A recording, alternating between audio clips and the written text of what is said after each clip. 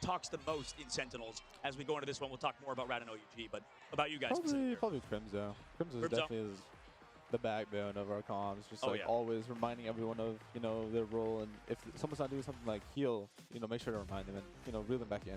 Yeah, and he's coaching you guys and playing at the same time. Yeah, right? I feel like Crimzo just so much for us. I'm very grateful to have him on my team. Oh yeah, I mean he does a lot for Sentinels. Taking a look at the ban phase, man, over here on this side. Let's take a look over at the main screen actually, because Mantis is protected and banned first for Rad. What are your thoughts on that immediately? Because I know you have probably a lot more insight than I think the two of us do. Yeah, I feel like Rad is really, they really want to lean into his Mantis comp as they have this entire tournament. Even when they were playing in Europe, in EMEA, they really enjoy playing Mantis on maps. Can you go on? Actually, can I just let you take over the ban phase?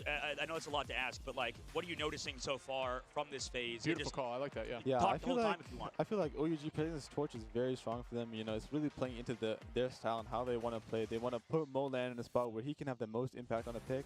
I think banning Venom against this team is very good, especially when they protect Mantis. It's a good response because it gets trust me off that Mantis Venom. We've seen it time and time again. It's because right with that damage boost, when you use that Mantis damage boost, if you also combine Luna, you don't even need to land tendrils. It's only using that Q, correct? Yeah. Is that like the most impactful? What would you say is the most impactful duo combination as we look at the rest of these lock-ins? For which comp? Yeah, I guess that does depend on composition. Yeah, it really depends on like what you're going for. Like if Rad has left open Ultron, so OUG can, pivot to playing like a Torch Ultron comp here. Oh, yeah. And they left Cap open as well, so you can play like Torch Ultron Cap. But it's kind of rough on Celestial Husk, They have that inside map, which is really cool. It's kind of hard for Torch to get these long sight lines to shoot on the back line. True. And they banned out Adam Warlock at the end, but you can still play the Ultron like you said, right? So who do you think, when we take a look back at this ban phase, who won on Celestial Husk specifically, because, bans are map dependent, right? It's a tough question. I know there's a lot. Team dependent. And team dependent, yeah. I think I'll tell you the answer when I see their comp on what they walk What do you mean? out No, you on. have to do it now. This is the tough part of being cast. You got to decide who wins or loses here in the ban phase. You can say you can be wrong. That's the great part. At least I'm wrong. 99%. We are. Rad probably won draft. Rad probably won the draft. All right, we'll go hard with that. Wait, let's let the crowd speak, by the way, a little bit. The OUG fans over here. I mean, can you talk on them? I feel like OUG is that. I feel like there's such an advantage here, like with the home crowd. I feel like that support, that energy, so nice, like being up on stage with all the energy, all that support. I feel like it has to feel great. Oh yeah. It is literally gas to a fire, right? It makes the team play better. If you are, for those who can't hear it, OUG getting a ton of love in the crowd. So we will press them forward right now. As we move into the map, you can see the bands, for those who maybe had forgot, will be rotating across the board. So now the bands next to the team are those heroes that they cannot play. So OUG not being able to play Invis, Luna, Mantis. Oh, a total strategist lockdown there, while Rad cannot play that Venom Cap, more divey style that they love.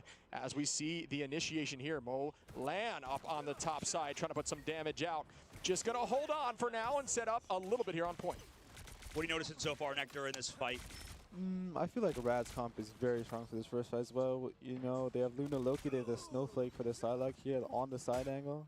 Being able to take these duels on the side, make it hard for their comp to actually progress the map space, making Molan's job even harder without lacking the team of only the Ultron villain to help them. Yeah, that's a great call out as we begin the first fight. Naga gonna fight Taro Cookie for one. Melio on the soft angle gets a two-piece while blinded. You'll love to see that. Level 1 Crook with a pick there, and that is a full sweep as Rad is just shutting them down before they can even put their feet under them. Yeah, well played, Rad. They just kind of walked on them there, right? Like what exactly happened there in that they just got walked on? I feel like Ultron is very hard and difficult, especially when you don't have a suit to help you here. You have the Atom Snaps, the pressure from the Star-Lord, especially with the side lock on the side angle, pressuring you is very difficult. The Ultron has to play very safe and very aware of where the enemy DPS are playing, and it's really hard on him. But yeah, we were seeing some players say that you'd be surprised at how much Star-Lord really does help with Flyers, not only due to the hit scan nature, but also that spin to win, where all you have to do is juke up there in the sky to put out some serious damage. As crystals get pulled out here, Molan just continuing to hold this high ground. Pretty good map here and positioning, as we do see the utilization of the team up there for Magneto as we're pressing up here with Naga. Both teams kind of stalling and holding on, but Rad loves that game right now. It's all about staying on this point for as long as possible. Spald gonna find Melio. Spin to win here from Naga. Fate gonna clean up there on God Bay. And Fate, a mean Jet player, electing to run the Luna this game.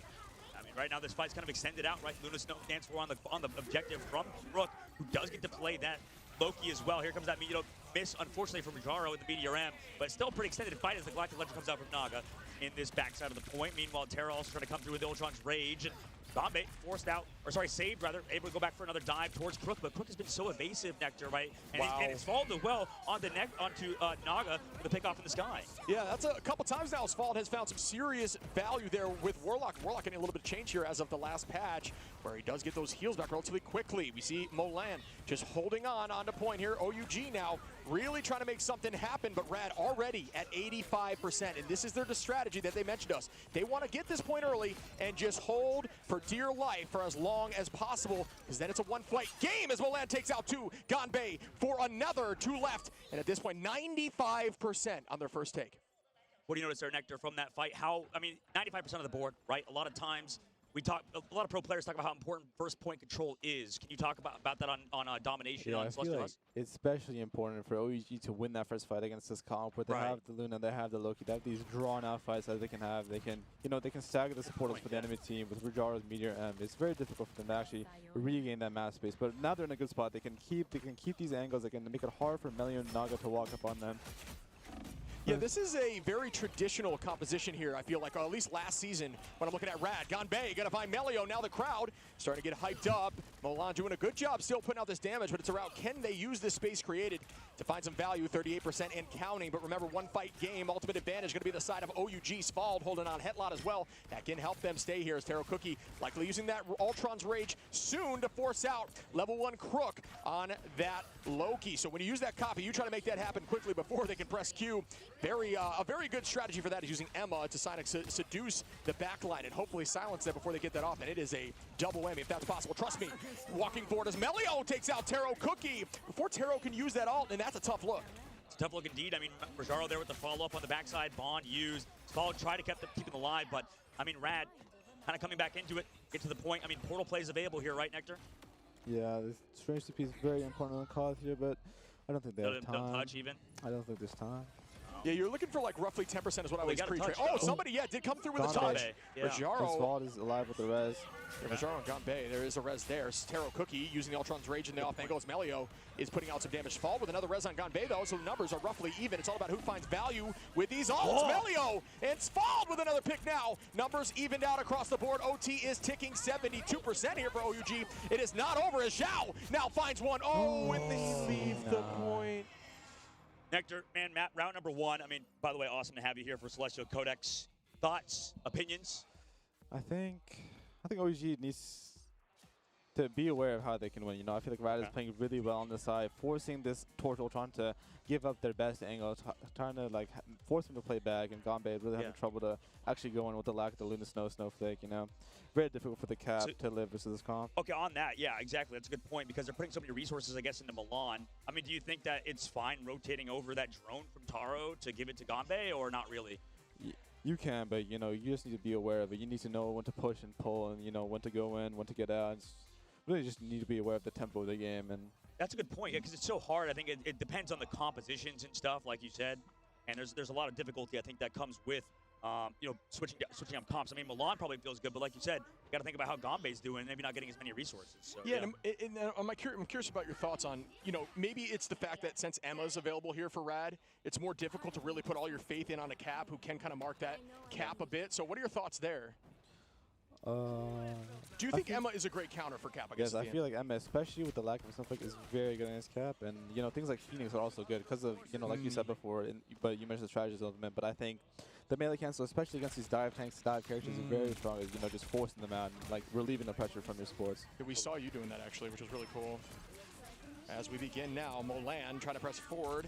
Keep the pressure on. Ganbei does have that Ultron drone now. As Taro Cookie is pressing forward. Naga with the bubble. That is a traditional comp we have seen run in the past as Melio cleans up Molan. And they are walking forward. More damage on a Ganbei who escapes now. Melio gonna still keep out that pressure. Ultimate advantage roughly towards the side of Rad. Ganbei is gonna fall there at 98%. That's a tough look as a cap. Who will use that to keep themselves healthy. Melio onto Spald now, trust me, onto Zhao, and at this point the numbers are dwindling as they cap early. Once again, a big problem for this team. I mean, that first point, man, it happened again. It didn't Rad take point first last time too, so right now Rad just keep putting themselves in the driver's seat, Nectar. It just seems like OUG are kind of struggling. At least they have ults for this next fight, right? Yeah, I feel like it's really important to get the max value that you can out of this capital here. You need to make first action, try to force one of the spoilers early, you know, try to make it hard for them, put them in a bad spot so your torch can actually, you know, get on top of them and actually put that pressure on. That's a good point, yeah, because also the Meteor M as well there to maybe counter him along with his ult when it comes through. But like you said, to put so much, we can put so much pressure with those Stratus ults like you mentioned for OUG. Out we go early with the Eternal Bond downtown. Does get shielded up. We're talking about Rad using those bubbles very effectively. Rajaro doing a great job, and it does work very well with Star-Lord and get that out very quickly. Hyper aggro there when he's spinning with the bubble, as we do see, trust me, try to chase down the Psyonix Seduction. Naga gonna clean out Molan. They are still pressing forward as the res comes up. It's all about resing one. Remember, you are the beacon for that res on Warlock. It is not the location of the beacon as Fall walks forward and does pick up Molan there. That is good work. And we see another ult here from Naga. How quick can they get these? Again, just waiting this out, and that's going to help not feed that Meteor. Very smart and patient decision-making here by Naga, was driven the whole team back into that angle. And he just picked them off in the last second. I mean, they peeled so well for it, right? But unfortunately for them, still giving up that point. I mean, Rad is just kind of dominating right now. Of course, you know, Headlock is just unfortunate. It's peaking the Star-Lord role, you know. Happens time and time again, you know, even on stage, it's kind of hard. Sometimes the lights are just too bright. That's it. I always speak about that. Nerves coming as such a factor for Rajaro. Onto Zhao again onto Svald. It's all about those right clicks playing very clean. Now it's all about accuracy. It's very difficult to hit a torch who is active in the sky, especially if they do have something like an Ultron drone or Luna Snow with the Crystal Melio. Gonna find Svald there though. Alt advantage looking like it's gonna head towards the side of Rad as level 1 Crook now holding on. Trust me, very close. And Rajaro there. Taro Cookie almost, but no, as Melio gets 2 and Naga finds 2 as well. Just sweeping, and that is a win already for Rad. Dominant performance from Rad, man. Yeah, that was crazy. 1-0 in this best out of 5 in Nectar. I don't know about you, but what did it look like? What was the problem there, I think, for Rad as, you know, I mean, sorry, not for Rad, for OUG, is the fact that maybe Loki got through on the opposite side? I mean, how is it for a Psylocke to have to deal with somebody like Loki who's so evasive? Well, OUG wants to play for the torch value a lot, and I feel like they just left too many answers to torch open from the side of Rad. You know, there was too much to deal with the torch Ultron with not enough support for them. So what do they have to do in this upcoming ban phase? Like, what do you think that they have to change up to give themselves more answers? Hard question, I know. Sorry about that. Nah, I feel like there's not many things that can change just alone. But, you know, it's like up to a team. I think it's, you know, not just on one person, one thing can't change, you know, in general. Right.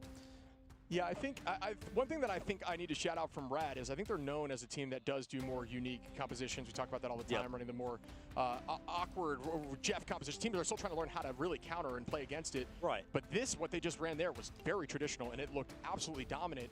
Are they another one of those teams that do not have an issue with hero pool, or do you think maybe this was just more so on the downside of OUG?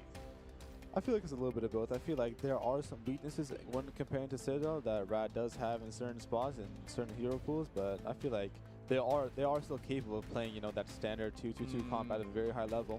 I feel like a lot of people want to talk about that Venom Jeff comp that they do play because they've been so strong and so dominant on it so many times. Yeah, but, you know, even when they're standard, as we've just seen, they can still dominate some teams. And, you know, on that, I mean, who do you think, for this whole tournament, do you think Rad is favored to even win the whole thing? And we heard, you know, rumors, there's whispers that Rad was doing so well in scrims versus basically everybody except Envy. I mean, what do you think about Rad? I know that they've been a solid team behind the scenes, but is it looking like the same team on stage? Yeah, I feel like it's really anyone's game that's in the game right now. You know, like everyone who's in the tournament is capable of winning. It's really, as I said before, it's who shows up that day, who can perform. You know, it's really well. And you know, on that actually, speaking about on the right day and on performing, well, you called out speaking about being right in predictions. Unlike me, most of the time, you said Rad won the draft, right? That was something that you said. And after the fact, you said it's because they didn't have enough answers. So maybe there's something they could figure out in the draft phase that could help them out. But like you said, Rad has so many answers, it's tough. Like, even if you have to pick your poison here, right? Maybe in this next one, I think we want to give you another chance to predict because you got the first one right. Yo, surely you can't go 3-0, right? Yeah. Surely we're just unlucky, and this guy's not actually just some gigabrain compared to us, right? That would be. We'll see. We got a few more Master Watch. Yeah, that's true. A few more drafts. That's it. Maybe a Map 5 game. You mentioned to me, it could be. We've seen a few of those over the last few days, but something I'm curious about because you talk about being successful on some of these lock-ins. Who do you think, if you had to guess right now, wins this entire tournament, because I would love to know way ahead of time if you called it. We all had to do it. You're on the caster's booth now. Join us. Who do you pick to win this tournament? All the pressure for you. I pick Envy. I'll pick Envy to win. Join me. You join me. All right. Let's go. Is it because of North America? I mean, I said Sentinels. You guys let me down. Like, what do you? That's a brutal call. What do you have to say about that? You let your hero Dogman let you down, right? You know, Dogman, I've been watching since I was a young kid, since I was about 11 years old, which is when he started competing. Yep. And then what do you think when about the same size? Exactly. Yep. I stopped growing in middle school, so my clothes still fits me in middle school. Means I don't have to buy new clothes, so it's great. Still have the same pair of shorts. That's a win. I think Envy has really shown up, especially in these high-pressure situations. You know, they've consistently shown up, and throughout the tournament, especially here in China on stage, they look really themselves. You know, they're always playing their style. I feel like they've never looked on the back foot. What's their weakness, you think? Like, what's the number one problem with Envy? Like, where do they struggle? Because there's not a lot of teams that seems like they've found an answer to a team like Team Envy from North America, the region that obviously you came from, and you've scrimmed against them as well. And I think actually this is a better question, maybe to rephrase it, is Shib was talking about how, and by the way, Rojaro MVP played so phenomenal last map on Magneto, able to create so much space with his Meteor M's. Those Meteor M's, especially on the first round onto the Cloaco in that last fight, finding the kill onto them. Right. Yeah, he did so much, man. Rojaro is just kind of Timothy at points for sure. And, you know, when we take back a look at the North American region, as Nectar choking on the water over here on stage, it's, it's totally normal. I mean, we do that all the time. Literally, half the time that you hear us not talk for a while, it's because we've either burped or had some sort of cough go on down Look behind the curtain, Oh, yeah, absolutely. But, you know, back to the original question, Nectar. Like, you guys saw Envy get that third place in the region. I think you guys' flexibility in stage 1 to win the whole thing enabled you. But looking back at it, how is Envy doing so well here, and then they didn't do that well in stage 1? What do you think is the reason? I think Envy, like all their players and, you know, especially the coach Gator, really stepped up to, like, you know, make sure their team was very well prepared for this event. Because over the past 2 Netflix, I feel like the meta has shifted a lot, especially in scrims, because it's been like only us, like in the top teams, like us in like the teams in China just scrimming each other, you know. So I feel like it's developed a lot faster than they did, you know, like in your local regions. Absolutely. And Nectar, by the way, it's just been a pleasure to have you on desk here. It's awesome to, you know, sort of make this work and kind of figure out, because I think this is the first time in like any hero shooter we have like ever done. Oh, it's like awesome. A tri-cast. It's like never happened. Like when I was a player, the casters never came over and like, hey, come cast with us. So it really is awesome. I feel very thankful and blessed to have this opportunity. You know, it's very fun being here. I love talking about the game. You know, I love playing the game. No, you're so passionate. That's what we're talking about. Like literally, we mentioned on broadcast, you talked to us about how you guys like lost, obviously, and then you're like, I just want to go play ranked. Like last night, you're just like, I just want to go play ranked. Like you are addicted to Marvel Rebels. Yeah, a little bit, you know. Who isn't? New patch came out, you know, want to try the new character. Oh, right. Yeah, you can get while we're on that train, I need to, like, what do you think about Blade? Do you have any takes? Still too early? Might be too early? I feel like it's too early, you know. I feel like the character's going to figure it out. I feel like, you know, his numbers, by what I've seen in rank, he does pretty decent, you know, but I feel like we might be looking at a Wolverine situation, you know, or like an Ultron, you know, where people haven't figured out the character, where he fits best, you know. In the playstyle, It'll just take a little time. Yeah, because people can be. I mean, everybody remembers when like Wolf, everybody's saying how terrible he was, right? Did you have any like takes that you think aged poorly? Like, did you think a character was terrible and then ended up good as we enter the next map? Yeah, well, I was definitely the camp of Wolverine is awful. Me too. Oh yeah, everybody was. I was trying not to say it, but thank you for doing that and opening it up. Well, so like, definitely. What was exactly like? I don't know. Like originally we were just like, okay, this character's just terrible, right? Even though he had percentage damage and stuff, like, just nobody figured out how to play him because everybody's playing, I guess, more in the open. Let's cover like use and stuff like that, maybe, or like. Because people figured out, I think, the play style of this game, especially what you're playing, like, you're hiding a lot more, right? Like, you're not just constantly doing something like you would in other hero shooters. You're taking angles and stuff, right? Yeah, I feel like in this game you can make a lot more, like, clutch plays with just your abilities. Because I feel like, you know, in other hero shooters, and there's a lot more emphasis on, like, you know, just shooting. Just shooting, yes, exactly. Yeah. And I feel like in this game, like, there's a lot more emphasis on your ult. So I feel like in this game, getting the max value you can out of your ultimate is very important. And I feel like if you can't find that in these games, it's very, very difficult to actually come out with a victory. Would you say that this game is definitely the closest to like a MOBA for a lot of games? Like, it's just like there's so much macro that you have to kind of do and play well, right? Yeah, I feel like there is very macro intensive, but it's also like you have the ability to, you know, your micro, your mechanics, they can like bail you out of tough situations, you know, like if you're able to, you know, hit those headshots on certain characters like, you know, Hela or like Phoenix. Sure. Or even Bucky, you know, like Bucky does so much damage up close. It's really important. Absolutely. Absolutely. I mean, all right, so is there a change that you'd like to see here from the side of OUG that you think would help them take this on? Is there or even in general, a rough compositional change? Well, for me personally, like I really think that it's 3-0 for Rad. Like, Yeah, unfortunately, that's.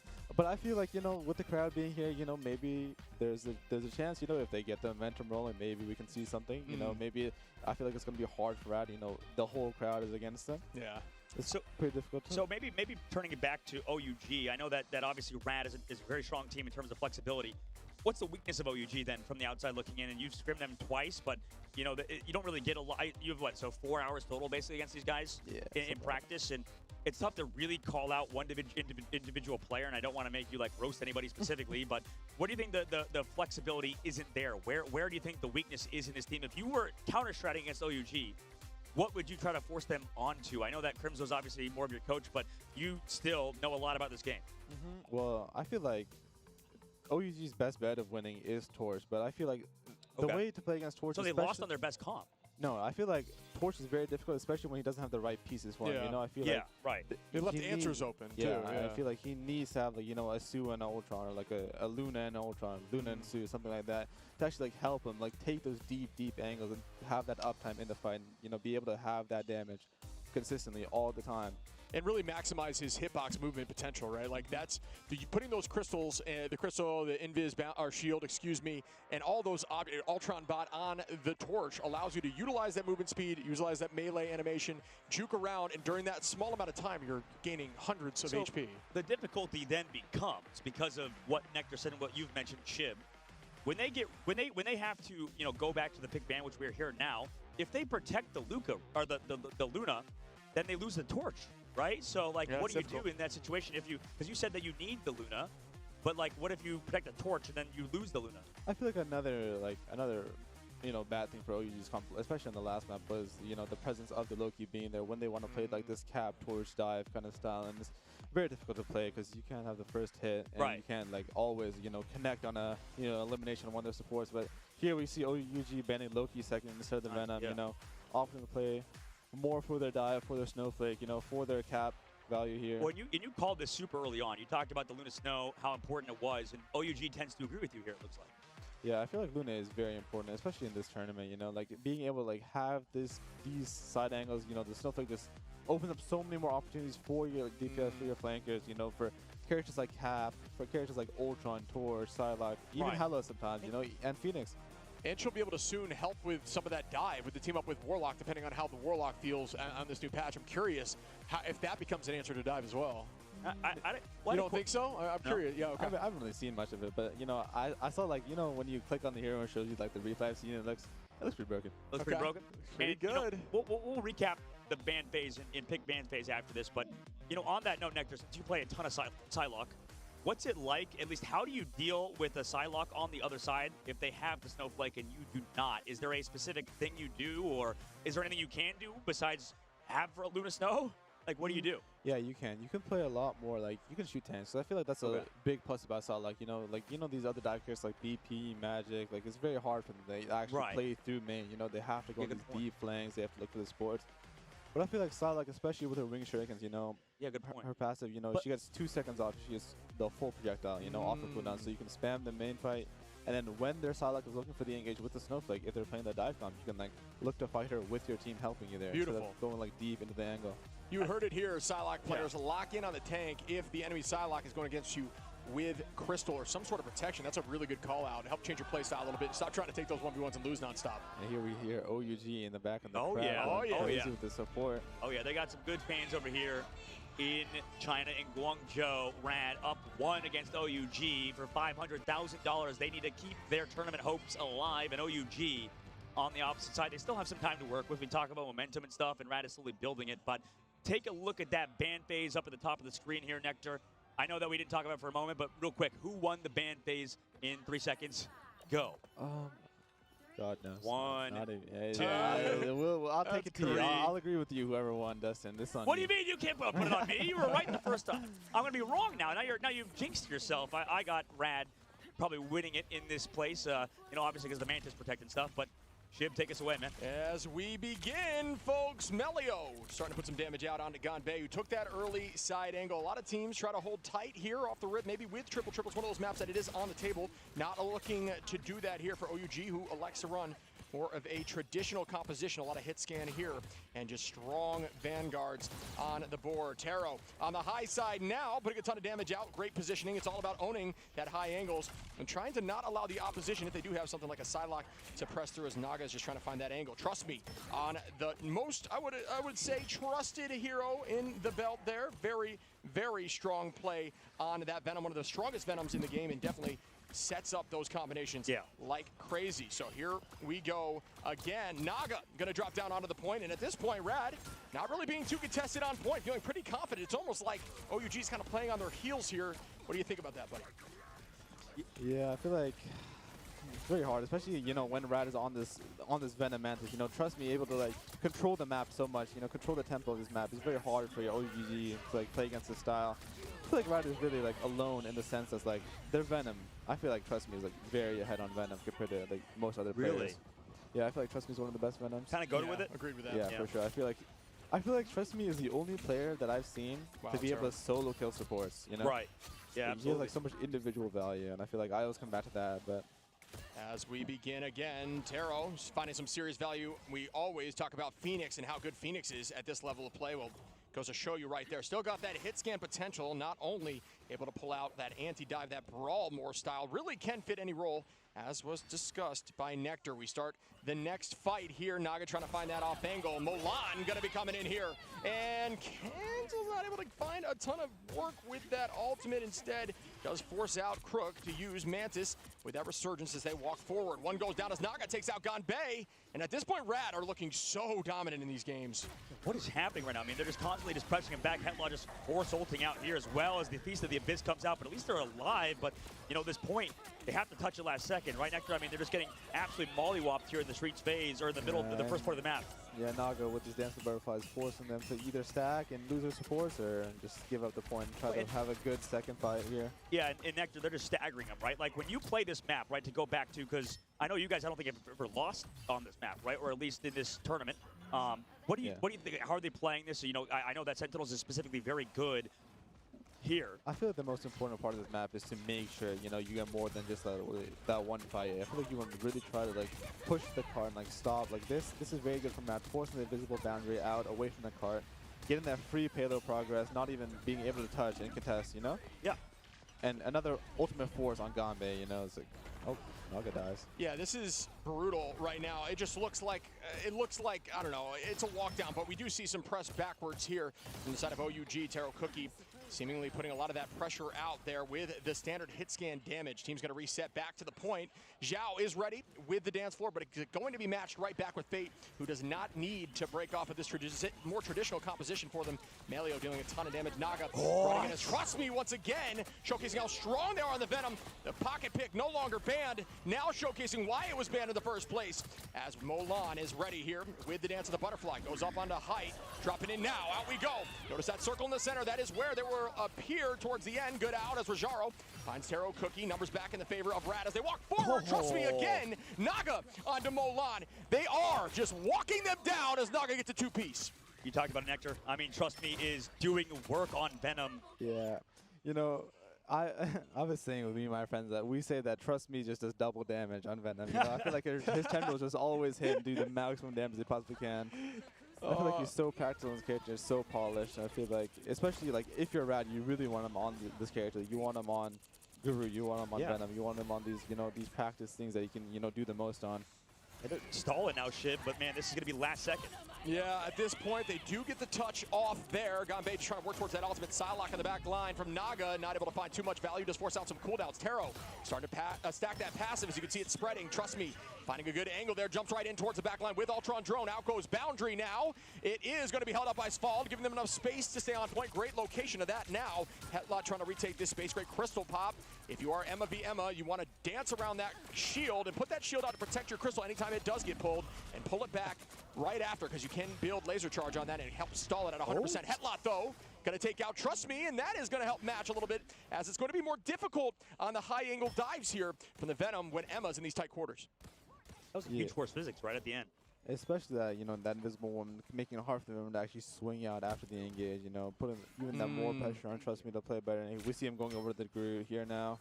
And I feel like not talked about enough is Melio, being that DPS, being able to fill there, fill the gaps in the comps and playing what his team needs him to play. And always, I feel like he's always performing very solidly or playing very well. That brings up an interesting discussion that we can have later about flexibility in practice, but yeah.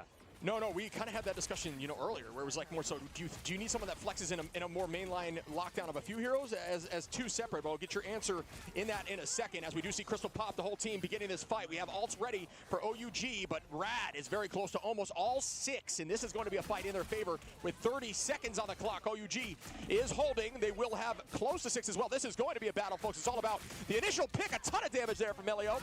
As we just discussed, a very strong duelist. Out goes the invisible boundary. Significantly shorter cooldown. Out goes the strangling prison as it matches, and dude, it does land there from Naga, but doesn't find too much value. Taro Cookie gets a pick. Ganbei finds one, and Ganbei with 2. They may hold on point 2 here. Can OUG shut this down as Molan finds Melio? 5 on will not be enough, and at this point, OUG stops them before point 2. Wow, Rad getting stopped. It sounds like we expected, especially with ults up, man. I mean, Chip, that was crazy, the fact that OUG got the stop there. But, Nectar, what's the biggest thing you noticed? I mean, what happened to Rajaro and Fate? The fact they didn't even use their ultimates. Well, I feel like Midtown, especially on that second point, is such a hard map to actually get in on, especially when you're a team like Rad where you want to play this dive style. But I feel like the most important part of this map is your first hold. How good can you hold first? And, can they even make it past first? Because first is...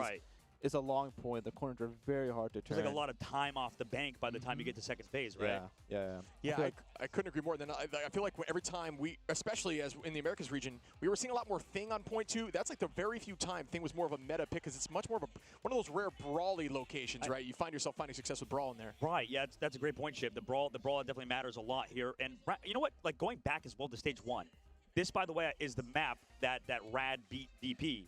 To close it out and send BP home, I believe. So it was the exact same situation. Rad did not full cap out in second phase, and then they held them right before that ramp. Like, what do you think? Do you have to change your playstyle, Nectar? This is actually a really good question, I think, to ask you, because do you have to change your playstyle based on where that cart ended up? Like, do you have to maybe take more forward fights, or do you still want to fight in those advantageous spots and maybe give up more cart space? I feel like you can still take the same amount of fights in the same paces, because it's basically capped here, Like, you can still take the same spots. You have that, But grace. It does matter if, like, it's a little bit closer, right? Yes. Which is funny, because that's exactly where you guys actually turned that fight around from Sentinel Citadel. Is the exact right on that ramp, like you're mentioning, and forced them to take those earlier fights. So really good call out, and hits right at home, because that's where you landed that huge ult there for Hela with a Goddess of Death, and up we go again for Trust Me. So great point there as we walk forward. Rajaro going to stand on point. I do think Emma playing around point is a strong suit here, especially early on in this map. Rajaro going to pull out Crystal. Crystal v Crystal both out. It's all about walking out of that zone, using your shield to protect that, because it does do a ton of burst damage. Melio, Molan, both very close. Melio going to retake, though, does have Crystal. There's that battle. It is going to be matched on both sides, as both of them are evenly set up on the strategist line's protections. Right now, just playing it slow. Melio, again, I mean, it's happened before, Shib. Opening pick, I mean, Melio, you talked about it earlier too, Nectar. He kind of is just popping off on Psylocke at the moment. Yeah, I feel like Melio's one of his best characters is Psylocke. I feel like he's always consistently performed and done very well on this character. Like, I know we haven't seen him much, but a lot, however many moons ago, but Melio would play a lot of torch, especially in the EMEA, and he was very dominant on that character. But, I feel like having a player like him, and Naga. Yeah, that's a nice dive here. Headlock going to get 2 Ps. Make that 3! Headlock really showcasing Emma's strengths in these tight quarters. Do not get in diamond form close. Don't get near an Emma in diamond form in close quarters like that. Just going to be CC'd, knocked around, and destroyed as they press through the first quarter. A pretty difficult point to walk through, but they may teleport back for the bridge. They're not going to like to do that. They do have a quick team. Yeah, we're probably going to fight towards this ambulance side coming up in a moment, but shit, man.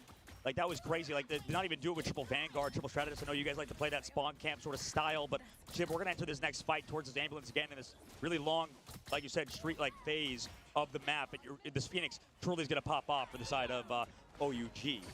And we begin our next fight. OUG gonna pop out with the invisible boundaries fall. Gonna keep the team healthy. Ganbei ready, Zhao ready, Taro and Hetlot all ready. And on the opposition, similar story, Melio, Trust Me, Rajaro, and Crook all ready to make a play as well. Who finds value last time? It was OUG. Will it happen again? Oh! Taro does land on Trust Me, and it does happen again. Can they walk with that momentum? You got to stack inside that Phoenix. Up we go with another. Does it land for value? It does not. Melio going to take out Taro on the way over, so that is some good defense. It's just very much back and forth here. Yeah, absolutely back and forth at the moment. I mean, Sonic Seduction going to wear off for Rajaro, trying to peel back for the side of Melio. Milan on the side, like actually doing a good job matching him. But still, minute 23 seconds left on the clock. I mean, Rad recap too right now, Nectar. Wait. And we will proceed. Milan going to be playing on this point here. Going to take a little bit of damage. Up in the sky we go. Bang! Down comes Venom. Does not land. Tries to force out cooldowns like we had talked about prior. A quick little jump in. Utilizing those abilities forces people to think you will use your rotation, so no need to use it. Just get ready for another dive without those cooldowns against you. Out we go. Trust Me, going to hold on. Does have that. Oh, no. And out we go with a Psylocke immediately. Dance of the Butterfly. Whole team stacks on it. Doesn't see a lot of damage get poured out there. Fate gonna launch that alt out for the side of Rad. Trust Me. Ready to feast. Does it collide? It does not. Sometimes you can get perfect timing. And in the new patch, you can actually choose to turn on easy swinging, which is nice. It'll actually give you the chance to use that dunk pretty quickly. Taro Cookie onto Fate. Bang goes Ganbei on another. Can Ganbei get a pick here now? Holding on tight. OUG got 26 seconds to move this thing a few more meters. 2 more left if they want to press through and hold on. Well, Trust Me, getting that damage buff that you talked about earlier. I mean, finding Ganbei, Rad are trying to make it work, but Taro, he equalized it up with Melio. Yeah, and again, numbers up in Rad's favor. Another pick once more. Excuse me, as Melio does go down. Trust Me on his fall, but now numbers are up in Rad's favor as Naga takes out Milan. Ultimate's up for Zhao. Overtime has started. Got to make sure you're dancing now. You can play a little bit with that bar, but you can't do it for too long. And we see Rajaro trying to pull out an ult. Trust Me onto Taro. Ganbei onto Fate. Numbers still on the side of, oh, not anymore. Now Rad back up. Headlock. Gonna try to find a pick. Milan gets one. Can they keep going now? Good idea on the height. Sometimes it's worth jumping on that bust to the right, but you have to make sure you're still on point. Very afraid to jump off. Milan still doing damage. They are gonna find Rajaro and Naga. Headlock still gonna get another pick, and that is point 1 as they move forward before the teleport. Oh, no, they didn't get the portal timing. I mean, that was such a good hold from Rad until the very last second. Like, that's insane what happened there, Nectar. I mean, I know what's your overall thoughts from that first point. That was an incredibly long hold, but eventually Rad had to give it up. Yeah, I feel like Milan swapping this Wolverine, especially in that last fight when they have to come and touch the car, you know, I feel like it's very hard for Rajaro to actually live there. But, you know, really well played from Headlock and the rest of his team, you know, finding those kills, finding that, you know, that clutch ultimate, forcing them back, you know, opening up opportunities for their team. Yeah, Headlock's really surprising me on this Emma. I know a very strong Vanguard, but looking really clean out there right now. Melio gonna try to make a play. He does force out another cooldown on the side of Sfald, but Sfald gonna take out Rajaro. They're riding this momentum. Momentum so impactful in this game after map 1 like that. Seeing OUG perform is what, oh, as I say that though, Trust Me, taking out Milan. Melio gonna take out Sfald. Down goes Zhao and Taro now. Headlock falls. Naga popping off here, but alts will be up for OUG. Can they make a play and push this thing through? How does this keep happening, man? Like, how does Trust Me keep getting these pickoffs when they're down 1, Nectar? Like, can you talk about that? Yeah, I feel like Trust Me is just, you know, very in sync with his teammates. You know, I feel like, as we talked about before, he's a very good IGL. He's always aware of, you know, he's trying to help his team and where he's going, you know. So they're always aware of what he's doing. And, you know, if they can follow up, they will. And if they can't, you know, Trust Me knows to play his life and get out. The dive is working pretty well for this Rad team. And currently, OUG, 56 seconds left to go. Taro. That was an awesome melee cancel, for example, right there. That was exactly what we're talking about. Oh, yeah, absolutely. And right now, they have to keep it up, right? Making sure Trust Me's gone, but he can swing back on Venom. Milan tries to hit a big last stand. It does take out Melio, but Naga gonna find Taro. Down goes one Phoenix, and another falls, but with ultimate and is reborn. Fate gonna get tackled and pays for it as Headlock gets another pick. Will they be able to ride this thing through? And we will see. You got to make sure you got 28 seconds here. Got to play on point. Trust Me. Got to find Sfald. What? Naga onto Headlock through that tight corridor. I can't believe Trust Me was able to get so much value in there. What a hold by Rad. I really thought OUG had that. Headlock not able to use that Sonic Seduction. You got 14 seconds left. You got to make plays with these ults. Level 1 Crook about to be there too with Melio. 10 seconds left indeed, Shiv. They're going to delay a little bit longer. Ganbei able to slow things down. Taro into the sky as well, but Crook is there to counter it. Do they have any ults yet? They need to build them quickly without losing anybody. And 85% here. Last stand almost back up, which is wild here for Milan, and they are still walking forward. They do have point caps back in their favor. Remember, you got to stay on it, and they do. Melio going to find Zhao, though, and that is a strategist down. Headlock finds Fade and evens the odds, as both of which will now have a strategist. Headlock goes down from Crook. Strategist revenge, if you will, from level 1 Crook, and now it's about playing patiently. Can they get the team back here in time? Can they make a TP play if available? Naga, trust me again with 2, and that should do it as 3 fall. Unless this portal is huge. Not sure it can get there in time, and it does not. It's because of the, I mean, you have to drop out of the window first on this map. It's so tough. different than every other map. And right there, I mean, job done for Rad. We thought, like, OUG stepped it up on that, and they did. They looked a lot better. This is why, I guess, when we look back at offense stuff, like with the earlier game with Ground Zero, I mean, the fact that Ground Zero was able to kind of just do well on their attack is sort of a similar thing, right? It's maybe this map, I mean, what do you think, Nectar? Is it more of a defensive-sided hold sometimes, especially in second phase? Yeah, I feel like, especially on Midtown, it's very defense-heavy. You know, it's very important on, like, how well you do, if you can even get past first, because I feel like, especially us and a lot of teams as well, they want to offer that triple tank spawn hold. You know, even we see some teams playing like that Venom Cap, Luna Ultron thing, something like that. And I feel like it's really good because you can burn so much time off the bank on that first corner. Like, you know, maybe like 2, 3, especially in that Envy match we saw yesterday where they it was like the entire bar. It was like 30 seconds. They didn't even get through OT. You know, they capped in the nick of time in OT on first point. So that is crazy. And while we're on that topic, what do you think is the most meta, if you will, triple Vanguard, triple strategist hold? Because we've seen iterations. So I'm curious what you think.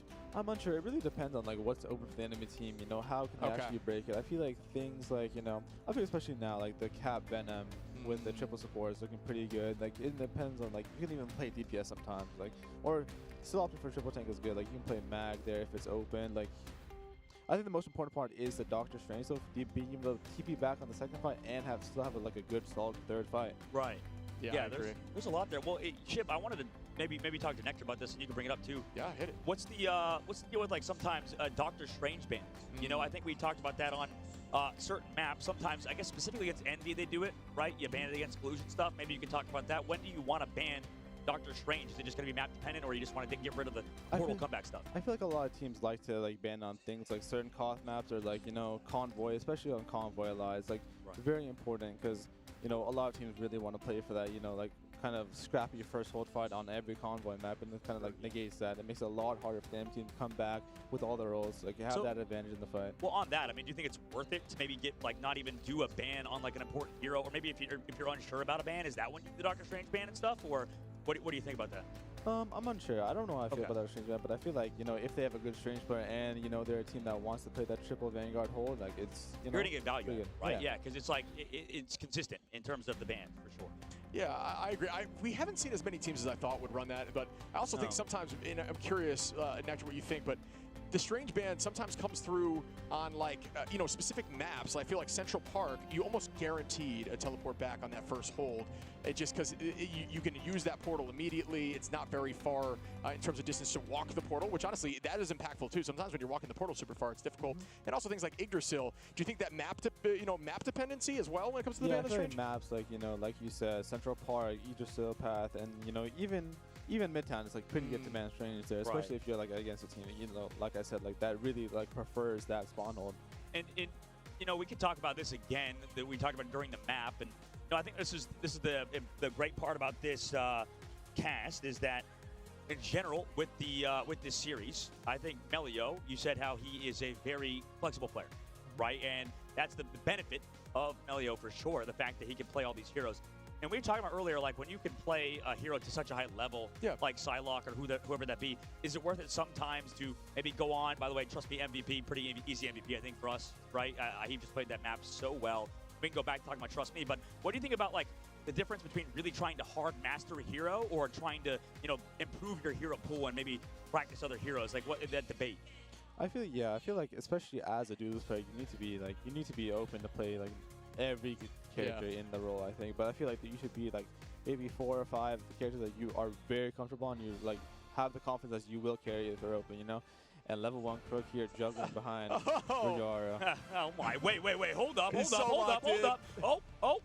Cannot be stopped, folks. He's still going. Oh, hey, clean landing. And the immediate transition over to the Psylocke, too? Production. All right, Prod, we see Shout you. out production. Beautiful. Yeah, I noticed that the rest of his team was botting. Going over a view and just going up there, throwing up there as well. What are you trying to say about Trust Me, man? Trust me? What are you trying, or not Trust Me, level 1.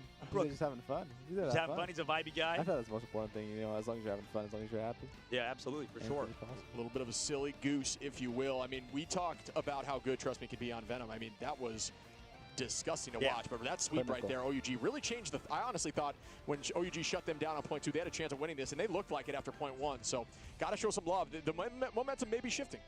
Yeah, momentum is shifting indeed, and right now for the side for OUG, they have to come back, right? They have to reverse sweep, and you know what? I think they could do it if they beat them in the draft phase. We talked about how Rad, Nectar, we brought it up too earlier on. The fact that Rad has pretty much won the draft phase twice in a row now. OUG. I mean, sometimes it feels like, you win in the draft, but also it's also a hero flexibility thing, kind of, right, I guess? Yeah, I feel like winning draft is, sometimes it's important, but, you can still, there's things you do in the map to, make sure that you play well, and, you play to your win conditions. I feel like even if you win draft, you can lose the game, it still comes down to actually how you do play. Yeah, and right now, I mean, dude, Nectar, this is going to be so much fun. I think this entire series has been so much fun in between OUG and Rad because of the crowd, too. There's a lot of OUG fans still here. And for them, maybe we can go back to you on this ship. What is the sort of hope for Team OUG on this third map? Is it going to be through the likes of Taro Cookie and stuff and maybe the flexibility of their heroes, or maybe more on the Vanguard line? I think I got to go duelist line there. But, I want to have a conversation about saying something needs to change in bans, but I've been trying to think while you guys were having the conversation, what is the answer? I don't think you can get rid of strats, because I do think Crook is a great Mantis. I think Fate can play the Jeff. I think Melior's not afraid to pull out the Ultron. So, what is the answer? I don't think you go strats, and it's almost difficult to go Vanguards because we just saw them succeed when you went after Vanguards as well. I truthfully do not know. I think what needs to happen is we need to see this side of OUG really get confident, really play off the crowd, do something unique. Once they had that team wipe, I could feel the energy in the room shift. I could feel the team playing more confident. They need to work with that and try to turn this around right now. Oh, yeah, absolutely. I mean, they definitely can. Now we're going to the next map. We're going to head to Vernon Chala, right? So that'll be so much fun. All right, Vernon Chala. I always confuse these maps, man, together, one and one. Yeah, Galactic Empire. I got it. Dajali, Oh, Dajali, yeah. So I literally got it wrong. Every single time, man, I swear to God. Yeah, it's Intergalactic Empire of Dajali, absolutely. right? Yeah, okay. So I literally got it wrong, and that's why we have Nectar here, because he is here to stab me in the back every time, because he's taking my job after this one, guys. Nectar's coming in. Keeping you young. Dude, you've been awesome. Keep us young. I love it. Keep us young. Dude, it's been so much fun having on the broadcast. Yeah, thank you so much. It's been very fun casting. It's fun great talking info about the game. Oh yeah, and we're not done yet either. We still have you for a little bit, luckily, and that's what we gotta really abuse your mind here. Burn you out as soon as you actually come down to play the game. But we'll use you for the last little bit of this draft, and just kind of run us through that. But we'll obviously have to say goodbye after that. Send you on your way because, I'm sure you want to relax and, finally chill a little bit, right? Nothing like stressing you out right after games, we really appreciate it. It's just all fun. I'm very glad to, have the opportunity to come here and cast with you guys and, talk about the game with you all. Yeah, it's been great info, honestly. It's really good to hear from somebody at your level of play, give real answers to some of these questions right on the spot. So thank you for that. And absolutely, later on, we'll get Aura, another teammate of yours, Aura Mori, maybe going to come back on broadcast for the next series with, I believe, Leg Day in Moxie will be taking over at that point, man. So last game for us, but 2 more games of the day after this one. Regardless, reverse sweep could start here for OUG. May not be over yet. May not be over. Nectar, before we even see the ban phase, because I know you can kind of see it early there, look away from it. When we talk about this ban phase, OUG, did they make any mistakes? I mean, they did what you said. They locked the Luna, didn't work. They locked the torch earlier, didn't work. Do you think they have to go back down to keeping that torch available, or what's the play? Yeah, sometimes, you can draft as well as you want, but sometimes it just comes down to gameplay. It's like, at the end of the day, it is how you play in the match. It is how you pilot your characters. It's the decisions you make. True. It's the value you find in your ults. And I feel like OUG just isn't fun in this match so far. Yep, and right now on the screen, we got Luna Snow getting protected for Rad. Again, I mean, they did the same thing. Did they protect Mantis last time, or was it Luna this time? I think they Mantis. They've done that a few times now, Rad, So they're going Luna now. What do you think that is, Nectar? Is it because of the front-to-back play style? I feel like Luna Snow on these open maps, especially with the style that Rad, tends to enjoy on these open maps, is very good for them. And it's, the snowflake value is very, it's a lot higher. When you can send these flankers on these deep angles, and they can play these far corners and really harass the enemy backline. Yeah, that is a great play. One thing to call, it's so funny, is Mantis, maybe in ladder, you may be bummed when you see a Mantis on your team, but at this team play, at this level, Mantis by Rad, banned every single game. They really don't want to deal with the damage boost issue and what that enables other teams to do. So maybe think about that in ladder. There is a way to play these heroes with the right team comp. Absolutely. Yeah, absolutely. And I want to see kind of what happens because we get Loki getting removed as well for OUG. Loki this time being prioritized for OUG considering what happened early on for Rad. So I think Nectar talked about it best, man. It's just like it's so hard to ban against Rad because, like you said, it comes down to gameplay. And right now, we got to get Psylocke protected, actually, of all things. They want to make sure they can play that Emma. And Rad, they're very unique, I think, in doing this sort of map-to-map ban and protect system. And I know Trust Me does a lot of that sort of leading in that department. You think the more research you can do about other teams, the better? Or is there very specific play style or composition you want to play per map? Yeah, I feel like it's really good to research that. I feel like this Phoenix ban from Rad is actually very good, especially when you want to play Trust Me on the side. When you have the Psylocke, you have the Luna, you want to put Trust Me on one of these tanks that can stay in and, provide all the pressure, help make, whoever's on Psylocke here, as we know, Melio and Naga can both play it. Yep. So.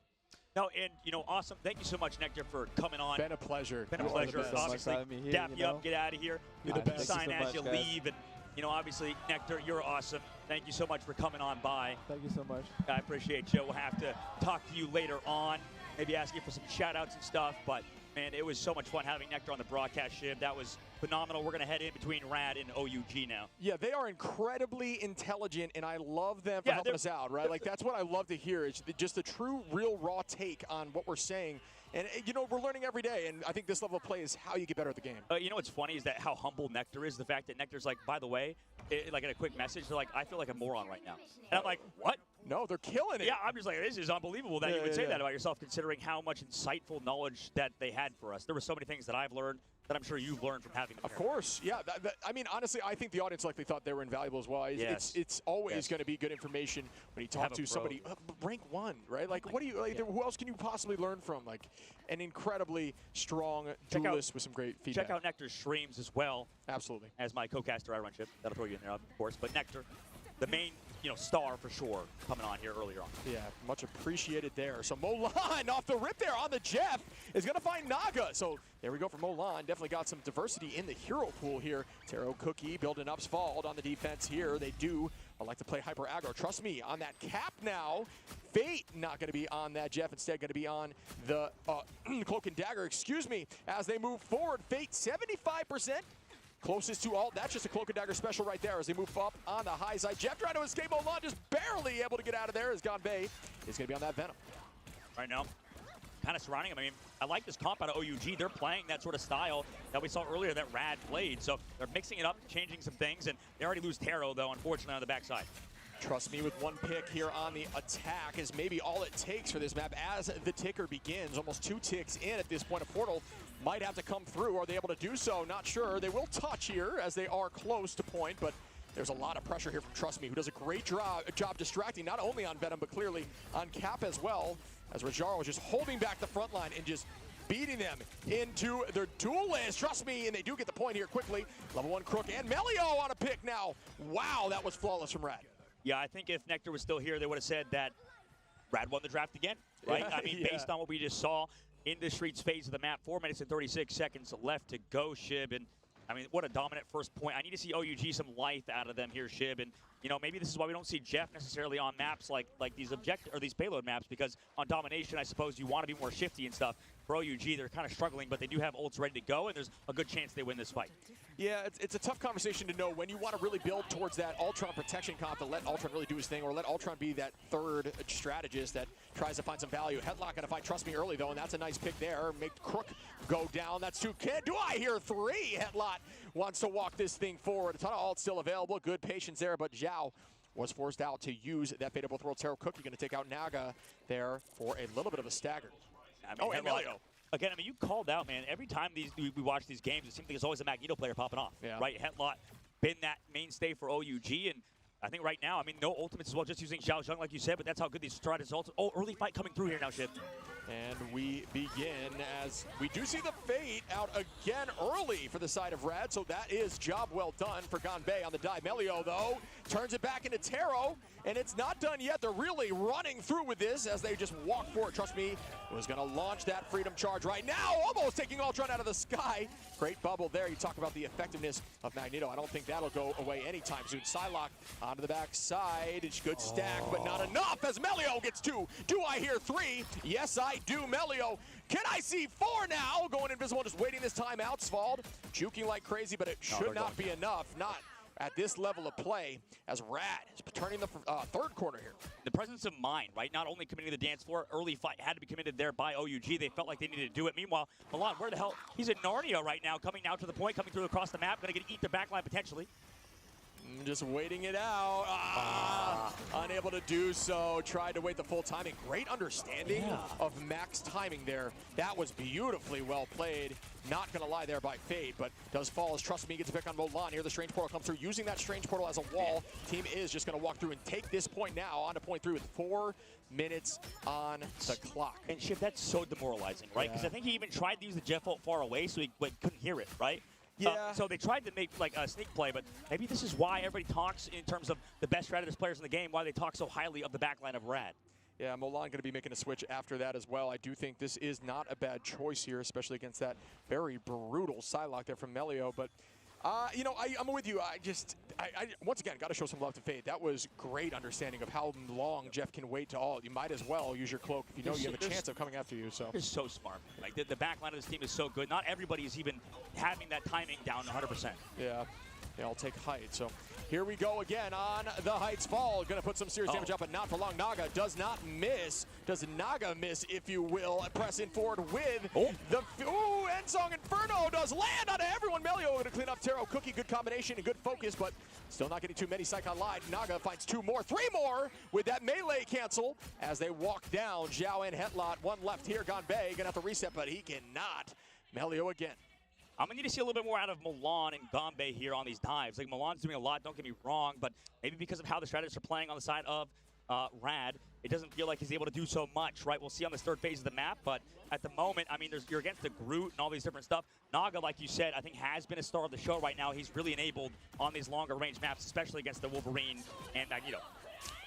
And Taro Cookie going to launch out here with a butterfly. Does find Fate. That's a good early pick. Finds a few more. Make that 3 more. Taro Cookie doesn't want this to end just yet. Wants to try to hold. If you hold before the 3rd point, it is possible. Obviously very self-explanatory, but the momentum seems to always shift when you hold towards the end of these maps. And we have seen full sweeps on this map in this tournament, so definitely on the table. 2 minutes on the clock. And it's just interesting that Svald also likes to play a ton of Invisible Woman. So they're swapping Mulan back over to the Adam Warlock, but we've seen this before, Shiv. They didn't have the Mantis for this composition, and they don't have it again. Yeah, I'm not sure. Yeah, weird. Mulan making another switch here. I think that is like the 3rd or 4th switch in a few fights. So was back on the Wolverine there for a little bit, but we are going to see that switch out go. Level 1 Crook on a pick on Taro. That could be enough to buy them enough time forward. Good patience on those cooldowns, waiting until that crystal was almost full, so you did not get tranced. And up Hetlot goes. Does the dunk happen? Good block there. And really well done by Trust Me to wait and make sure. Probably calling out the head towards him. So great idea and great block. Just catching it like they're playing baseball. Mulan gonna find Fate though, and that's what you want to see charging up. Breaking through the Phoenix almost. Good shield there by Rajaro, who takes out Taro Cookie now. And they're still up in numbers. Level 1 Crook gonna have to use an ultimate right alongside Zhao. And that dunk was so close. Mulan is gonna deal more. Does have this res ready. Will it be enough to keep the team on point? But Mulan is getting driven backwards. Melio gonna take out Svald. Level 1 Crook on a Hetlot. Taro onto Melio, Trust Me, and the res is out, but I don't know if it will work. But yeah, they are able to retake here. Well done. Yeah, they traded 1, so at the very least they have Pearson advantage now after the resurrect. But can they close out right now? I mean, everybody's sort of grouping up. Naga eventually gonna go down in the res. I mean, that was only big because they got a pick from the opposite side of Taro Cookie. Yeah, I got to show love to Mulan. That was great patience. Like, really playing a dangerous game up there on point, and everyone was trying to drive Mulan backwards. Did have that res ready. Team has only got 24 seconds, so incredible hold here by OUG. Can they get this done? I mean, it's possible. 18 seconds, like you mentioned, and Rad They need to build up some movements. They made it so far already. So OUG, when they move over to attack, we're definitely going to struggle as well. But this, like you said, Chip, is going to be last fight territory, and Rajaro opens it up with Sonic Seduction. And Rajaro with the trance out does hit Milan as well. Following it up heavy. Does the res exist? We'll see if the self-res is up. Yep, bang. Down they go. Yep, Milan back in the fight. Out goes the Venn diagram. Shortly, actually not. This is just going to be invisible boundary. Phoenix goes up. Bang. Rajaro on Asphalt now. Rad is up in numbers. Melio, Rajaro, trust me, Naga. They want to end this, and they will as everyone falls down, and Rad gets 3 points. I mean, this dominant performance there from Rad. And I think that's tough. Like, we talked about how these maps, I think especially a lot of the ones with, you know, moving objectives like we have over here on Hall of the Jalia. When these maps are just so long, it's hard to fully cap. You talk about all the time, Chip. They got it done. They capped out the full map, and I think that bodes well for them moving forward because this kind of worries me about OUG, right? I mean, Rad probably has a pretty strong defense first point. They're going to have to figure something very important out because, I don't know, something about how OUG is playing. It doesn't seem like they're playing bad. It's just more like Rad is not making any mistakes. No, yeah. I mean, the hold was good at the end. I mean, the weird issue was the compositional change like multitudes of times. Granted, they still won the fights through those, or able to hold through those, so it did not have an adverse effect at the end of the game. But I think that that's just a sign of a team that's kind of panicking. If you see that a lot, you know that they're not playing together. They're panicking. Right. They're having weird comms, and especially if you switch back after one single time of getting KO'd. So maybe selfish decisions, but great idea. And I think OUG has a little more momentum, but yeah, Rad is just playing lights out. I mean, comparing this now back to the previous series that we just watched in, round 0 versus, I'm blanking a little bit. Citadel, thank you so much, sir.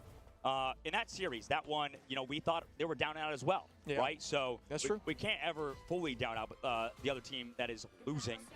But now we go over to attack. I mean, OUG, they definitely could find some sort of composition here on their attack. I mean, we know a lot of these Chinese teams adapt very quickly to composition changes. Yeah, I agree with that, and they are going to change things up slightly. Milan going to be back on that Jeff. Ganbei going to stay locked there with that Venom. Ganbei playing really well, and same with Hetlot. So Hetlot no longer obviously going to be on that Emma. Instead, going to stick to that Magneto, which is finding some success at the end. It's just tough with Mag v Mag, but luckily right now Rad is not doing that, and trust me, he's going to be back on that Cap. Rajaro on the Emma. Here we go now onto the backline. Such a beautiful animation, cancels so many autos so quickly. And Cap does a great job at this point, just taking height as Taro Cookie drops Melio. This is a good angle here for Jeff, spreading down the whole team while keeping the team healthy, and they're walking now. Zhao, Taro's fouled. 1, 2, 3. That could be enough to give them presence, and Melio immediately teleporting over as the Strange. Will they be able to retake? Well done, OUG. Well, this is interesting because this goes back in, I think, discussion. Well, Melio's pulling back, so they actually have a re-engage. So I'll talk about it later about the Jeff composition, but the stall comes out. Everybody's now regrouping. I mean, objective play is hard, I think, with this Jeff composition specifically, but surviving there for Milan kind of resulted in the first fight win, and Milan also took down Bait. Yeah, this is the power of the spray, especially when you corner yourself in those locations. Naga, though, going to find Taro Cookie, even the odds a little bit, 1-1. Here comes the jet feed onto level 1. It does manage to find as bang, down goes level 1 Crook back into the fight. Heals are out. Team is looking dire, and yes, OUG will take point 1. I wonder why. I mean, it's looking so much better than on their defense. This Jeff composition we talked about earlier, how you maybe want to play these more these characters that can play loose, right? Play all over the place, right? You saw how on the opposite side, Trust Me dove onto the high ground, looking for Milan, understanding that he is the one keeping everybody alive on the high ground and sort of being that sort of anchor.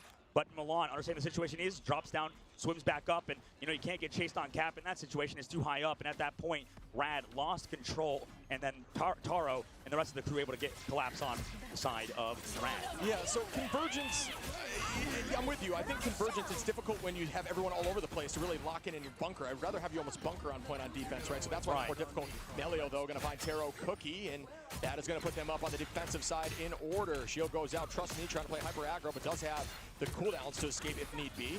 Being locked in slightly there by the body block. Still going to walk out, no issue. Still holding on to that F, which is a good job jumping you out of the point there. Melio and Raj, Faith with all. Naga very close. And on the opposition, Zhao, Hetlot will hold on as Svald will work their way to ultimate on this point. Out we go again. Trust Me with the pick on Svald. Melio onto Zhao. And they're walking now with the screen. Will they be trans? Good shield cooldown, but at this point you might as well fall with your team. Reset there, 3 minutes and 42 seconds. But that's a good time bank, I think, for OUG. For Rad, The other side, oh, man, that's so sad. Every single it got time. so quiet in the room when they I showed know, that. everybody sees the Jeff on the ground, sleeping, of course, knocked out. Naturally. Naturally. Very sad to see such a happy-looking boy, but he's back now. You know, you can see his little butt wiggle coming on the right side. I love Jeff. Happy guy. Pressing forward we go. For those who don't know, Modok actually made Jeff, which is a little too cute. Yeah, a little too cute. Did not fit the bill of the Land Sharks, and that is some damage there by level 1 Crook on a headline. Out we go with the dance floor now battling back. Taro Cookie gonna dive in here very close. All that damage is obscene, and that locking of aim really strong. Out we go. Damage boost. It doesn't matter as it was on the opposition. Does not do much. Just get clipped by the side of the map there. Breaks the map open though. He's going to reset. Trust me. Onto Sfald out of the sky. Good work by Trust Me. Now chasing Taro. Bang. Taro falls. But Jeff gonna find if you thought it was gonna be more than that. Bubble goes out. Can they get Cap off the map? Not quite sure just yet. From downtown, it may happen. But the F button should protect Cap. It does. Milan falls instead from Naga. Melio onto Zhao now. And Rad is holding on like champions. Yeah, Rad's looking damn good. I think that is split very well for that Jeff ultimate. I mean, it's tough on this map as well to run this sort of Jeff in the next phase of the point. It makes sense, I think, for first point, everybody sort of, focused on playing around an objective and playing around the point. But at the current moment, I mean, especially with where you know the strategists are and stuff, right now, as long as level 1 Crook and Fate are positioned correctly, especially now that they have that Cloak and Dagger to constantly fade up together, they can always dodge that ultimate. But right now, OUG, they have ultimates ready to go. They need to set up a dive with Gombe and Taro. Maybe switching to Adam does it, but we'll see how it is right now. Rojaro again finds these picks. It's these Emma Frost players that keep showing up, and same thing with the Magneto. Yeah, Emma does a great job in neutrals. That kick, honestly, the beam, it does raw damage. The amount of burst you have when you're 100 out your beam. When you're 100 charge, folks, it does give you double damage. Remember that, trust me. Onto Molan, finds one immediately. Trust me, just so aggro here. Molan got to res back up. Melio onto Zhao. Melio onto Sfald. Rojaro onto Hetlot, and they don't even need to commit ults here. They are playing lights out, trust me. Only one committing. Good patience there. This might be the best. Naga, by the way, picks up Gombe for sure. And that means this might be the best we've seen Melio play in the tournament in pretty much his whole career as well. So Melio, we're talking to him in the hallway. He's like, man, I didn't play that good yesterday. And I was like, what? You were like the highlight reel from Rad. But today, man, I mean, he's looking on another level in these dimes with Trust Me. And alt advantage heavily on the side of Rad on the defense again, and it looks like OUG making some switches as well. Did I see a little bit of strategy play here? They do have the Groot on the bottom left. I like the idea of the off angle, but now everyone's separated. Strategist down low, up high. We lose Taro Cookie. Unfortunately, the team's not stacked. Meteor M coming in. Rojaro gonna find Hetlot. It does not land, and we are losing ultimates like crazy as Naga finds a two-piece, and they get swept now. Rad is on a rampage, and it's tough because OUG did commit ultimates there. Man, they had 4 minutes going into the second phase of the map, 35 seconds left to go. Now, it is doable, but man, look how far back this card is right now, Ship. They're already back to nearly the beginning. It's back in the garage. Back in the garage, parking, beep, beep, beep, back in the garage. Here in my garage, they have nothing but knowledge because a win is probably not going to happen for OUG today. Rad is looking different right now. Gonna have to agree with you there. Gombe gonna try to make something happen with Groot. Like again, we had that conversation around when you see swaps like this, you usually know something's either really dicey, especially in the last few seconds of the map. You got a touch here with 3 on. Remember, the touch can conclude. You can't get to OT as long as you hit with 3. You gotta get there. Out of the sky, Molan goes. The touches come through. Naga gonna find Hetlot, and the time is ticking down now as everyone is falling off the map, and that should be it. Rad are gonna progress forwards, and we will be seeing them again. But shout out to OUG, all the fans here. It's been a pleasure watching you guys have some fun and great games out there. OUG making it this far. Absolutely. Rad be taking out the team from China, the #1 seed from that region, and we're a very storied franchise coming into this. I think in terms of dominance in China, they were easily the #1 team. Nova always put up a fight, but OUG was even more dominant in China than the likes of Virtus Pro, and Rad are looking good. I mean, this is going to be an incredible matchup. So we get to see Rad versus Citadel again, right? Later on. I do believe that is the case. God. I believe we're at the stage now in the tournament where you can face your own region. Obviously, that was something to mention in the past, so that is why they did not match up before. But yes, we will be seeing Citadel Rad, and that should be a blast. So that's going to be our 4th game of the day, right? Yes. So we got 100 Thieves in Envy coming up, and you talked about nation versus nation. Right now, we are having that sort of battle going on earlier in the tournament, but right now we get to see NA versus NA and EU versus EU. Top 4 teams in the tournament, all from the West. And you know what? There was a lot of good teams from Asia, from the Asia region, from Oceania as well as China. But at the end of the day, I mean, there's so many players, I think, player count-wise, for North America and EMEA. There's so many good teams and that have competed, as well as veterans, right? Sure. There's still people kind of coming over, joining. I know a lot of the top Korean players like just learning, oh, what's Marvel Rivals? What is this? I need to get into this. And, you know, they're starting to get into it. I've heard a lot of good teams that are now competing back in MRC and stuff that are doing pretty solid and that aren't signed yet. So the future is exciting for Asia. And I love that practice, right? The idea of the MRC giving every team. We've talked about this before, but I do think it's worth mentioning on the stage like this.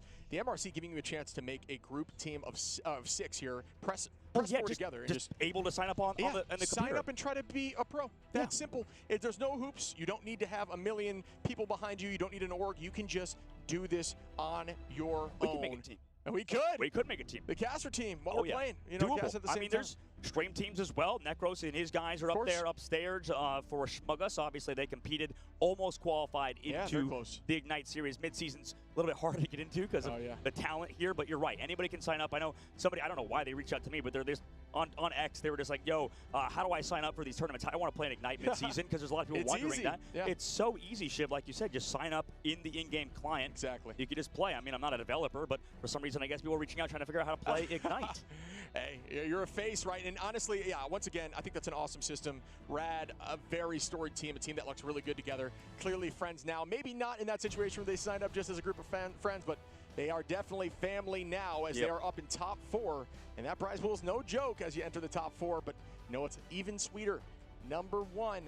Getting that 180K. Crazy. 160K, I believe. 160K, take home that trophy too, man. That's a sick trophy. I don't know how you're going to fit in your luggage, but at the end of the day, that's a nice prize. Especially, I think everybody's talked about the legacy. You know, being the first ones to win a LAN event in this game is huge. You remember it forever, right? Especially the players, especially on a big stage like this. It's something that you'll cherish for the rest of your life, and I'm sure every player is trying to soak it in as much as they can. And we look now at the stats. Melio, you talked about the success of Melio, potentially the best game of the tournament for Melio so far. 24 finals, almost 4K damage. Beautifully well played there. And trust me and Naga doing their thing up in the teens, while Rajaro found a lot of those 7 in the neutral. I think that was the value of Emma, and that's what Emma does. So look over at OUG, Molan making a lot of different choices in pick. Hetlot really, to me, as a star. So Hetlot, 8 finals. You know, it looked really good. Molan, the switches were crazy. Yep, absolutely. I mean, Milan was definitely Timothy John James Jr. III, and right now, OUG, will have a chance to come back, right? I think that a lot of people talk about how, I mean, they're qualified already, right, for the next stage, and everybody here in the midseason is. So it's not like this will be the last time you'll see them. You might see some tiny changes. You might see some roster shuffles and stuff. Like, that's definitely something that's up for debate. Like, everybody's talking about roster mania. I know, I'll say anonymous owner of one of the teams said that how, already right after the tournament is over for their team, they were getting people reaching out to them. Like, hey, we should make this change. We should make this change. Like, it happens as soon as you're done. It's over and you're going to free agency. Trust me, though, definitely not leaving to free agency just yet is that leader and, honestly, MVP of this team. MVP probably of the match besides Melio. Yeah, I mean, clearly looked really good out there. I think Trust Me is dominant on those dive-style tanks. A lot of the time you find a Venom player rarely plays Cap because he put a lot of time into either or. Venom, although a very large skill ceiling at the top of the game, is more of an easy skill floor than I would say Cap with those cancellations. So typically, you don't run both at the same time. Clearly easy for Trust Me as he also gets MVP right now. Well played. IGL, confident, sets up big alt plays, and took it home here. This is, what's weird as well is he's doing like that Doctor Strange portal opening thing, right? Like in his pose. Yeah, kind of. But but Trust doesn't even play Doctor Strange. Doesn't have his hand up. He doesn't have his hand up. Yeah, what is he doing? Maybe they're tendrils from Venom? I don't know. I don't know. I can see that. Imagine we get them in full cosplay for some photo shoots later on. Yeah. He's trying to give you a hug. He's like, come here. It's kind of a strange face for a hug, though. He does look warm and welcoming, but, again, like you said, I mean, yeah, you get a hug with him and you're gone.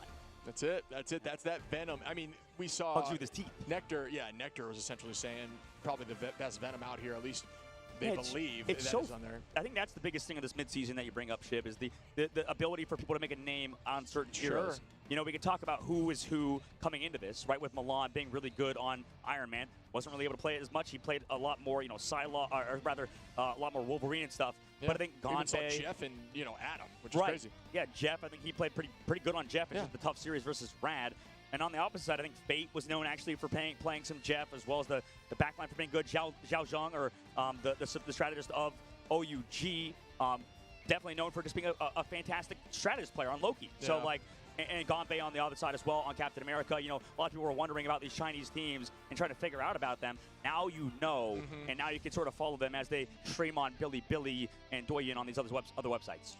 Yeah, I mean, but these teams are all going to adapt, right? Yep. This is the first time we've put all of these different regions together against each other. They're all learning from each other. A lot of these teams, not electing to scrim each other just due to the nature of how the tournament went. You don't necessarily want to give up all your strategies, especially if you want to really practice what you plan on playing. So now that they've gotten eyes on team compositions and how they have played, this will be something that they can review and understand and bounce back from, and maybe adapt and fine-tune some of these compositions that were dominating. You think any team is looking at picking up some washed-up casters, such as myself and you, Shib? Like, are we ready to go out in the lobbies? What are you thinking? You probably. You have been a pro. Me, well, I'll stick to just yelling at this screen. I don't want to leave you. No, I'm no way. No way. Couldn't happen. Brother. I would want to, but well, first of all, I would be terrible unless I played strategist. Maybe. But even then, no, I would never trade this for the world, man. Yeah, so it's been so much fun. It's so much fun casting with you, and it was so much fun casting with Nectar earlier too. Yeah. That was such a unique experience. I don't know. Really cool idea. What are your thoughts from that? I mean, having the first trio cast in the hero shooter genre, man. Yeah, first trio, but also just like a wealth of knowledge, right? They are just incredibly intelligent. I talked about when you really have a question about how pro team functions. Why not ask somebody who's been a the top duelist in the game at one point, multiple points throughout these seasons, and great answers. They were always giving us like more insight and thoughts and why compositions were run. And I do agree. I think, maybe something that we fall into as casters a lot of the time is the ban phase. It is incredibly important, but it is still down to how the team, is together. Exactly. Sometimes you'll get out of the ban phase, you look at a team comp, you're like, that comp is crazy. For example, Jeff, maybe it's like the Jeff Rocket. We saw the Jeff Ultron. Yeah. We're thinking, how is that going to work? And then it found a ton of success. So it's really about how the team functions, and it's not always about the bans, but I do think bans are incredibly important. So a lot of information from Nectar. I think they really taught us a bunch. Fantastic point. I think definitely Nectar's up there with the best of them, with Moxie and Mello back behind the scenes on our desk. So thank you so much, Nectar, for dropping on by. And I'm excited for the last two games of the day. We're going to finally sit down and watch the North American matchup. That will be later on. But we're going to wait for an interview, obviously, on stage, Shib, as we kind of let them cook backstage, figure out questions and stuff like that. But it's been a phenomenal tournament so far. And, we still have the second half of today. And we're going to be watching the crowd in an excited fashion, because Leg Day and Moxie will be joining you guys up here on the desk in just a bit. Yeah, would not miss these games for the world. And it's funny that we mentioned the world as we're talking about all these regions coming together. We have the Americas region. Yeah. Well, we are so lucky to even be here. Like the fact that I haven't been fired, and the fact that you're saving my butt every second. You're just like there with me throughout the whole thing. It's been a blast, man. It's been so much fun. But I mean, could you have written wrote a more insane story? The script, if you will. You got the Americas regions duking it out, and EMEA duking it out. Both top contenders for the world. We had conversations of all four of those teams being, in for the discussion of the best and most likely to win this tournament. So it's them all duking it out. We find out now who can show up on the biggest stage there is in Rivals. Yeah, I mean, a lot of people have nerves. I mean, Nectar talked about that as well, and that's obvious. That's a good call out too. Right, and I think that maybe a lot of players and teams still getting used to it, right? Playing on stage for the first time. We're still super early days, right? I think usually before we enter a LAN event like this, a big one. Yeah. Usually you have years and years of time before that. This game just released. I know. It just came out. I mean, are you kidding me? Yeah, this year. Yeah. I mean, unbelievable that this happened so quickly. So shout out to the entire production team, obviously, of NetEase. We still have more time to talk about, so I don't want to talk about them too much. But I know that, behind the scenes, Binky does a lot of work, and so do a lot of people. Kane. We have a lot of amazing people working on the staff at NetEase behind the scenes. And, on stage in a second, we'll have an amazing interview, which, speaking about a hard worker, is Tetra up there on stage with one of the members of RAD. Yes, absolutely. So, I mean, my breakdown for you is this. How do you think, because now that your pick, for those who don't remember, is out of the tournament with Sentinels, thanks, and no man. disrespect, yeah, thanks, bro. Everyone loves Sen, but how do you think the next two games go? Give me your breakdown of those two games right now. Well, you think I'm just going to be wrong. So, I mean, you could be right. I mean, it's a tough question. I think for the side of and you got to give me map distribution. Map distribution too. Damn. Well, let's. You know what? I'm skipping out on you. I'm skipping out on you, Shib. Actually, I've decided to send it to the stage of Tetra to save me. Thank you, Tetra. See you in a moment.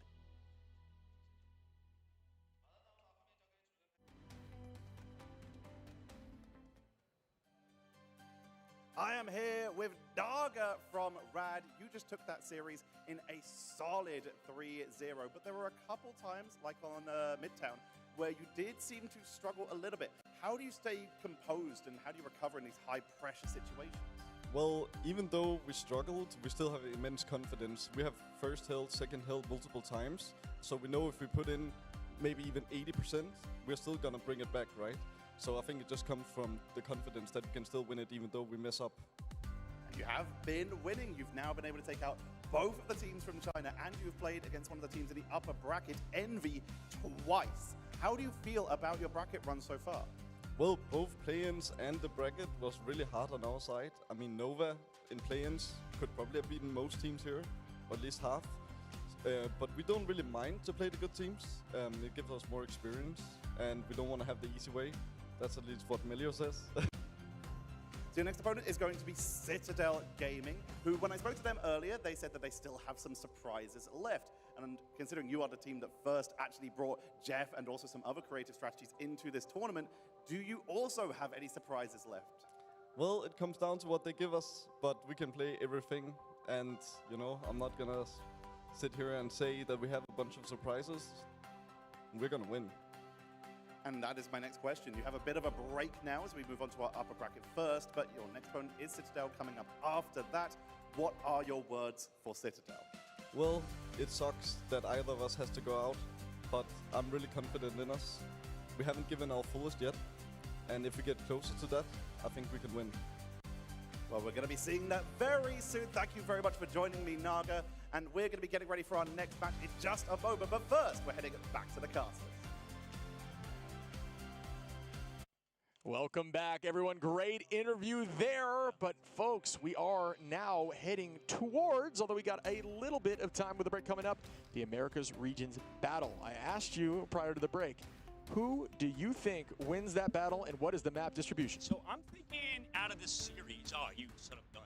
I didn't even realize you were saving that one. You got me. This I usually get you caught like this. It right back. You're coming back at me, man, every time. Every time. I like to put you in those awkward situations. I think, let's see. I think Envy will. What's the number? I think 100 Thieves is gonna win because I know you want Envy to win. I gotta go against you. And the reason why, I'll give you the reason why, and you can give the reason why you think Envy's gonna win. So we'll switch sides. Okay. I think 100 Thieves is gonna win because they've done it before. Okay. Every single time we doubt them, every single time I've doubted them, I've talked about Terra, maybe his flexibility not being totally there, right? I was like, okay, his Bucky is not that good. I was like, oh my God, his Bucky's not, he leveled up on Bucky. Yeah. Insanely good on that hero, absolutely.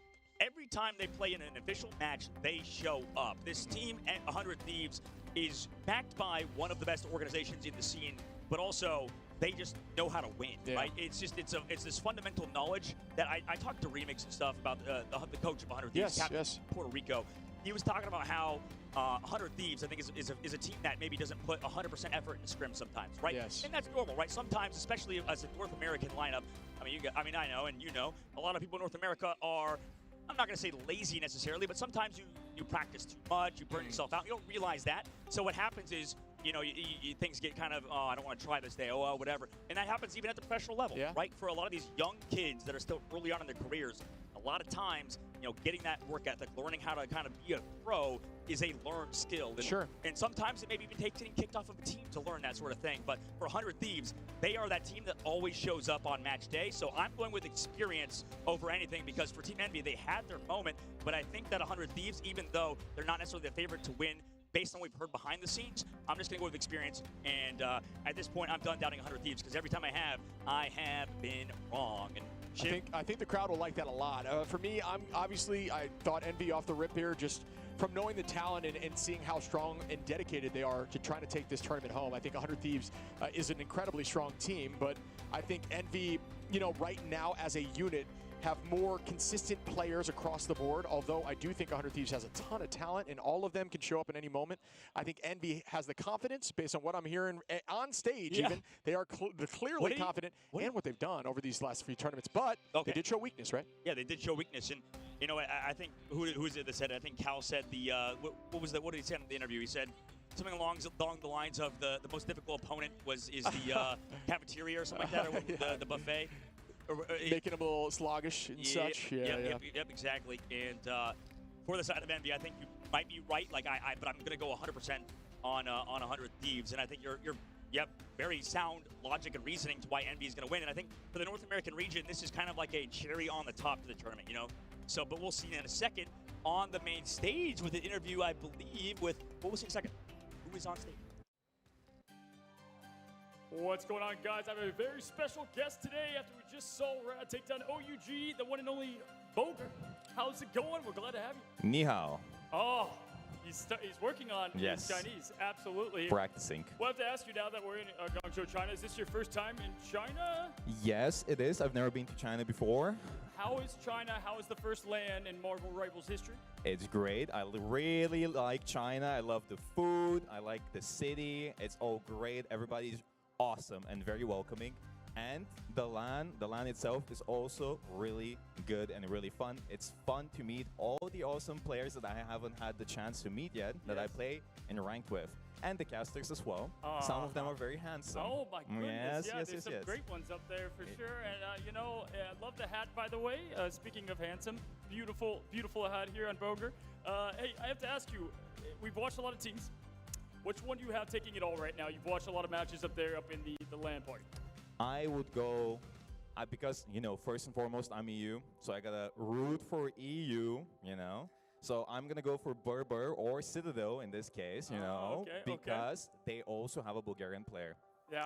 Alex is Bulgarian, I'm Bulgarian, so I gotta go for the home turf. Hometown favorite. I like Yes. it. Like the pick there. And listen, now that you've peaked as a strange player, you know, your good days are behind you. I've got to ask, when you look at this pro scene and the LAN, does this make you want to go out there and try to get to the next LAN? Yeah, I've always enjoyed competing, but I think I wouldn't be able to handle the stress of playing on LAN, and then if I lose, and then going through losers bracket, and there's just so much stress. It's so much easier to just sit 8 hours a day and stream in a little booth and then like have fun and, you know, enjoy my time in China. I don't think I've ever seen you stress a day in my life, I'll be honest. Yeah, you haven't seen me play with my my boy Necros. Then I get really stressed. Well, speaking of Necros, I have a question for you. If Rivals had a streamer bracket, they put all the streamers up one by one, who would come away with the W and win the grand finals? I'm gonna go for my boy Craggy. Craggy, my boy. He is a legend. Love it. Necros is very in shambles. flexible, very good at the game, very wholesome, and always plays to win. So well spoken over there. So Yes. well spoken with the hat. Listen, last question for you.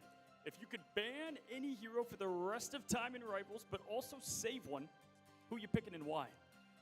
Banning Spider-Man permanently. And saving Hulk, because I love Hulk, I'll be honest. I like Strange, but honest to God, I love Hulk more. He's so awesome. I want to see him more in pro play. Oh, yes, you heard it here, guys. Banning Spider-Man for life. That goes for all the Spider-Man players up there in the watch party. Well, this was Boger. Thanks for coming for the interview. Thank you so much for inviting me. #1 Boger fan right here, guys. Don't go anywhere. We've got an electric matchup. It's the one and only Envy versus 100 Thieves after this short break.